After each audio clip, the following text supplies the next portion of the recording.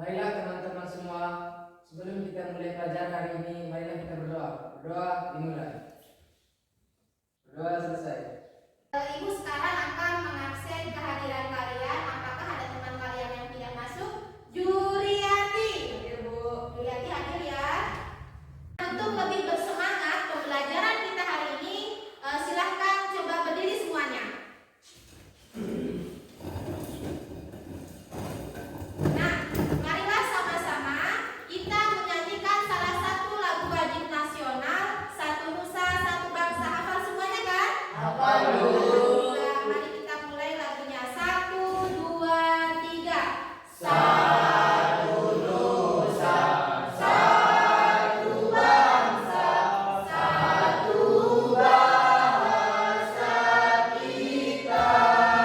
Kita bela bersama. Oke, tepuk tangan dulu. Ada semangat? Ya, Bu. Oke, sekarang silahkan duduk kembali. Nah, kira-kira siapa yang masih ingat dengan pembelajaran kita minggu lalu? Saya, Bu, Oke, silahkan. tentang substansi hak dan kewajiban warga negara dalam Pancasila. Benar sekali, pembelajaran kita minggu lalu yaitu tentang substansi hak dan kewajiban warga negara dalam Pancasila. Tentunya masih ada kaitannya dengan pembelajaran kita hari ini. Pembelajaran kita hari ini yaitu tentang kasus pelanggaran hak dan pengingkaran kewajiban warga negara. Maka adapun tujuan pembelajaran hari ini yaitu yang pertama, menelaah penyebab terjadinya kasus pelanggaran hak dan pengingkaran kewajiban warga negara. Itu yang pertama. Yang kedua yaitu menguraikan kasus-kasus pelanggaran hak dan pengingkaran kewajiban warga negara. Memecahkan upaya penyelesaian kasus pelanggaran hak dan pengingkaran kewajiban warga negara. Itu adalah tujuan pembelajaran kita hari ini. Ibu akan melakukan pretest, yang mana pretest ini tujuannya adalah untuk mengetahui pengetahuan awal kalian atau kemampuan awal kalian sebelum kita memulai mengenai materi kita hari ini. Nah, di sini Ibu akan menampilkan pertanyaan pretest. Nah, ini adalah pertanyaan yang pertama. Jawabannya apa? C, Bu. B. C. A. Pertanyaan yang kedua. Kira-kira coba kalian perhatikan. Ini jawabannya apa? Kamu apa, Juliadin? C. C. Kamu Juliadin. Oke. Kita lihat apa sih jawaban dari kedua pertanyaan tersebut. Oke, kita lihat sama-sama ya. Jawaban dari pertanyaan pretest yang sudah kalian jawab. Berarti tadi yang menjawab nomor 1 Putri benar, C. Tadi ada juga yang menjawab nomor 2 C. Tadi siapa? Angga. Tepuk tangan dulu. Selanjutnya Ibu akan menampilkan sebuah gambar. Nah, nanti coba kalian amati dan analisis kira-kira ini gambar tentang apa ya. Oke. Nah, ini dia gambarnya. Kira-kira ini gambar tentang apa? Yang Honda Bonceng 3, Bu. Ya, memang ini adalah gambar anak sekolah bonceng 3. Terus, ada nggak hal yang menjanggal dari kalian? Kenapa ketiga anak sekolah ini kok diberhentikan sama Bapak polisi? Kira-kira kenapa? Kok yang lain tidak diberhentikan, hanya ketiga anak sekolah ini? Kenapa kira-kira? Izin menanggapi, Bu. Ya, silakan. Karena mereka naik Honda tidak menggunakan helm. Benar sekali. Ini adalah tentang anak sekolah yang boncengan 3, lalu mereka tidak ada yang menggunakan helm, makanya dia diberhentikan oleh polisi. Karena apa? Karena mereka melakukan suatu pelanggaran. Nah, tentunya hal ini itu ada kaitannya dengan pembelajaran kita hari ini, yaitu apa? Bentuk dari kasus pelanggaran hak dan pengingkaran kewajiban warga negara dalam berlalu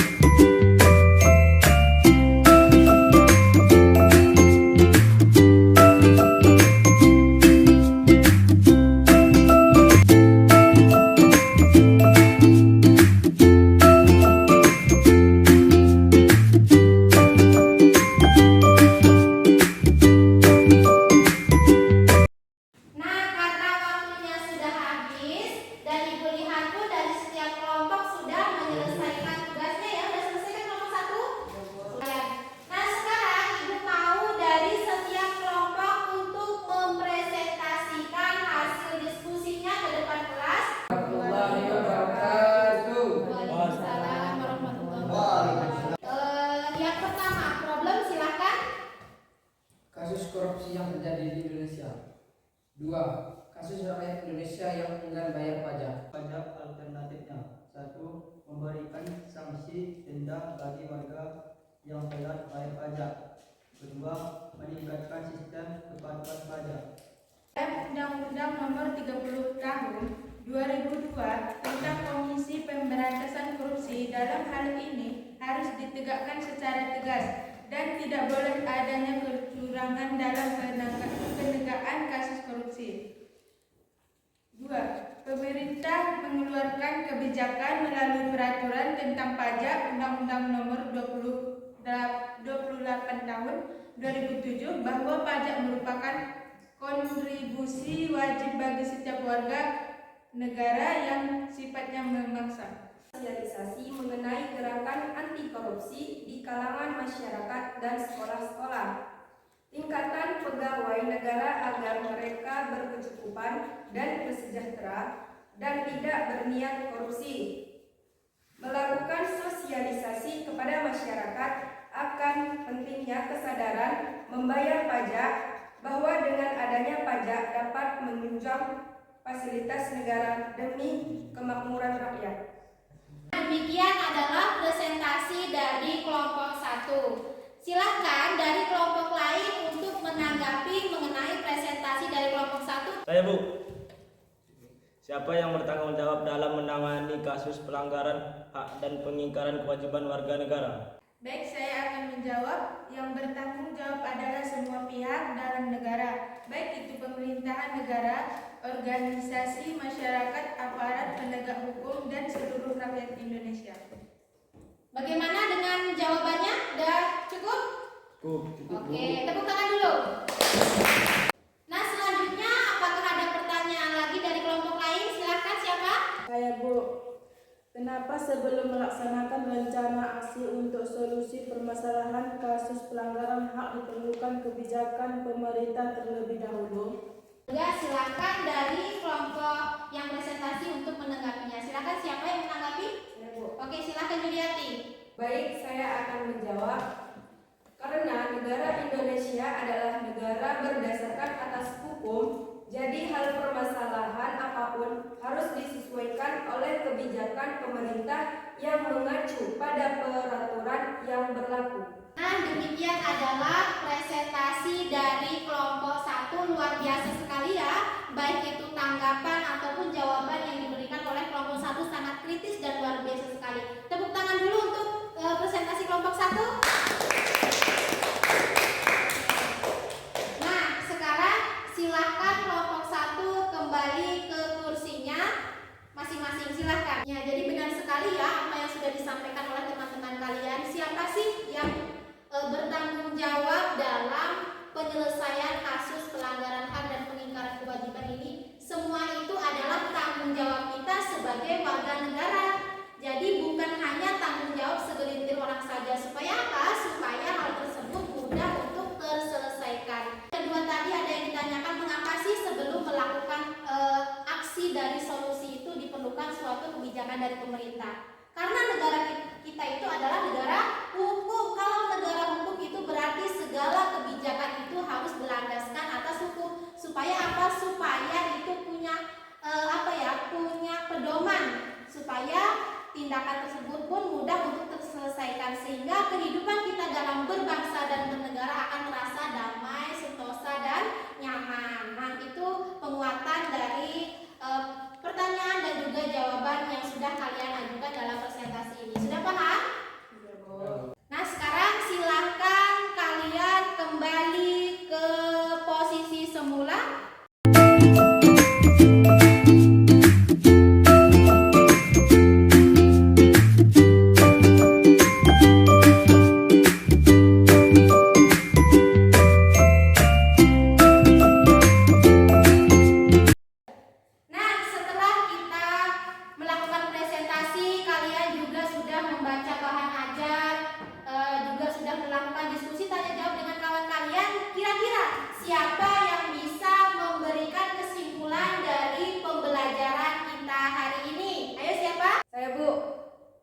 Kesimpulan bahwa faktor penyebab kasus pelanggaran hak dan pengingkaran kewajiban adalah faktor egois, tidak toleransi penyalahgunaan kekuasaan dan lainnya.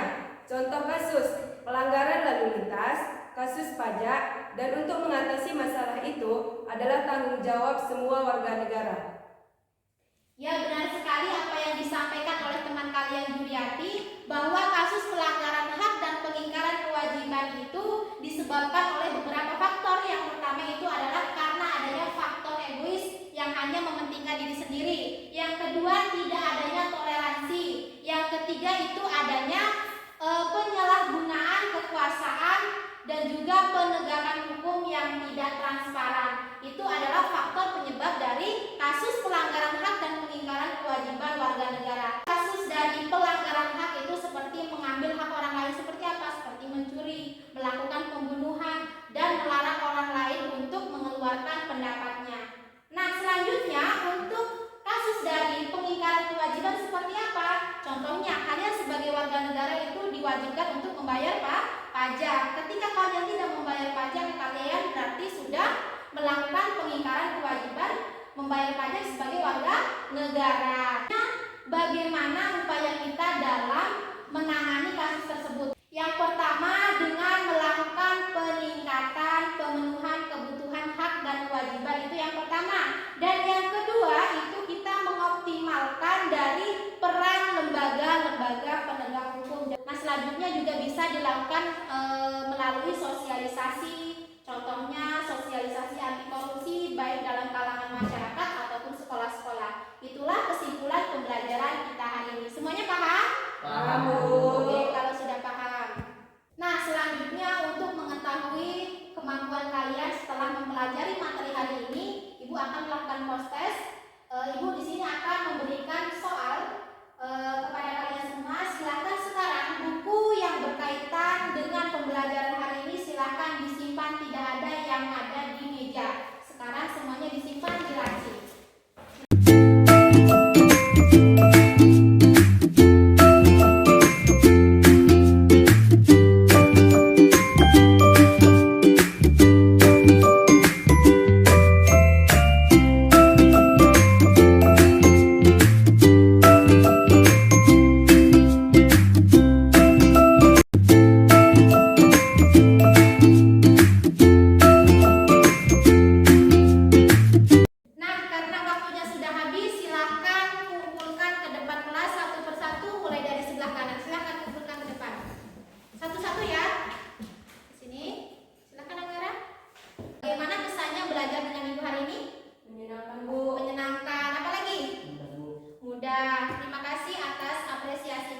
Mudah-mudahan pertemuan selanjutnya Ibu akan lebih meningkatkan lagi mengenai pembelajaran kita hari ini supaya lebih menyenangkan dan materi yang Ibu berikan pun lebih mudah untuk dipahami.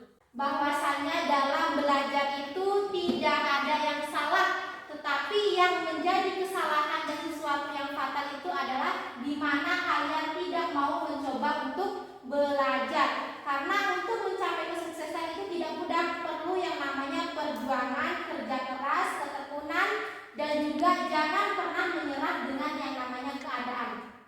Jadi itu adalah pesan dari Ibu, kalian harus tetap semangat untuk belajar. Nah, sebelum kita mengakhiri pembelajaran hari ini, marilah sama-sama kita tutup dengan berdoa. Silakan ketua kelas untuk memimpin doa.